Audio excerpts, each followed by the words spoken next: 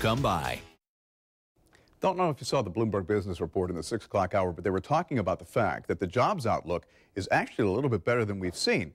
And if one of your resolves in 2012 is to get a new job or make some changes, you've got to know it's a competitive environment there. So over the weekend, we chatted with you on Facebook, asked what you want to know from the employment experts so you can stand out from the crowd and find success and find that new job come 2012. So to answer your questions, it's Carlos Gill back on the morning show with JobsDirectUSA. It's good to have you here. Good morning. You know, and we're going to get to Karen's question here. I think one of the things people know is that the job search today is not the job search that we did 2, 3, 4 years ago. You've got to have a different approach. Absolutely. The job search has changed. The way recruiters look for candidates, that's changed, as well as with the evolution of social media. All right, let's go to Karen's question, who wrote to us on social media, by the way. She asks, how do you go about asking your current employer for a written reference without coming right out and saying that you're looking for another job?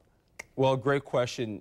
You really have to proceed with caution on that one. I wouldn't necessarily come out and ask right away for a letter of reference from your current boss. What you may want to do is really kind of backtrack, go to previous employers, companies where you've worked at in the past.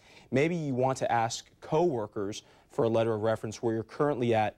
Talking about social media, LinkedIn, great resource where you can actually ask for recommendations on the work performed. Coworker you trust and who doesn't want your job. Absolutely. Then we got this from Nancy. She says, my son has been a plumber's helper since high school. He's now 23, still can't find a job doing anything. What's he doing wrong, do you think? Well, my question for Nancy is, what is your son passionate about? Where does he see himself being in the next 5, 10, and 15 years? He has to identify what industry he wants to work in and really just go from there. Plenty of jobs, as we've mentioned in the past.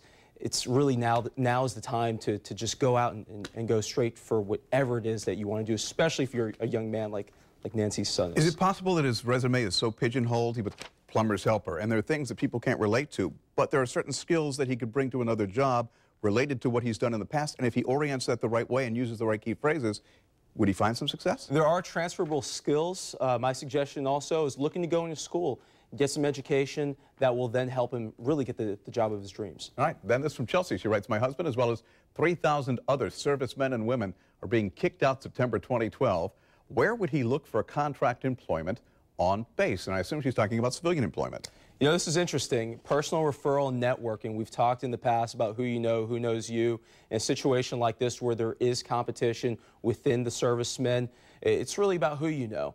In addition, like I said before, identify what industry you want to work in and then network with the employers that are hiring for the industry and the job that you can see yourself transferring those skills into. So the two things I'm hearing are target and network. Absolutely. All right, from Stacy, looking for another medical assistant job. No luck. Everyone's now going to school for this because it's so quick and they're taking up the jobs. That plus there are a lot of doctors who are folding up because they're just saying, we don't want to deal with the insurance hassles. So it's a limited field right now. What's she to do? You know, that's an interesting scenario right there.